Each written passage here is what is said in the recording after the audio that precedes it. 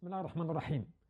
Voici quelques paroles qu'il est important parmi les invocations de répéter. Cela parce que le prophète alayhi salatu wassalam, disait cela lorsqu'il était en prosternation. Car certes, il y a des péchés que tu commets, dont tu ne te rends pas compte que ce sont des péchés. Certains péchés même que tu as oubliés. Donc le fait de demander le pardon pour les péchés ou pour un péché, c'est une bonne chose.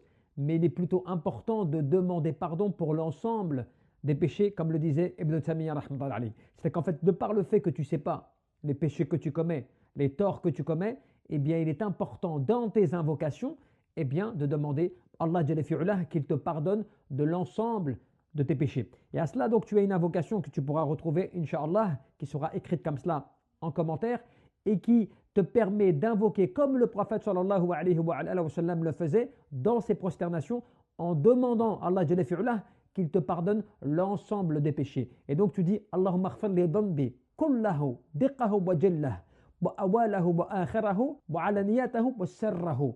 Oh Allah, pardonne-moi l'ensemble de mes péchés, du plus petit au plus grand, du premier en dernier, qu'il soit fait en privé ou en public. Donc cette invocation qui est une invocation énorme, qui est un grand bienfait. Et vous savez, le prophète alayhi salatu wassalam, lui-même demandait pardon. Pourquoi? Parce qu'en fin de compte, par sa demande de pardon, c'était une façon d'être reconnaissant à l'égard d'Allah Jalla fi'ulah, de l'implorer et de lui demander sa miséricorde et son bienfait. Donc par rapport à cela, toi, ce n'est pas simplement parce que tu commets des péchés que tu dois demander pardon, c'est aussi une forme de reconnaissance à l'égard d'Allah Jalla fi'ulah, d'appliquer l'ordre divin, comme quand Allah Jalla fi'ulah te dit wastaghfir dhanbik walil mu'minin wal mu'minat, et demande pardon pour tes péchés ainsi que pour les croyants et les croyantes. Donc à partir de là, c'est un devoir pour le croyant que de demander pardon à Allah Jalla fi'ulah, de l'implorer pour ses péchés qu'il commet du premier au dernier, petit ou grand, apparent ou caché. Car certes, tu as un devoir quant au fait de revenir vers Allah Jalla fi'ulah,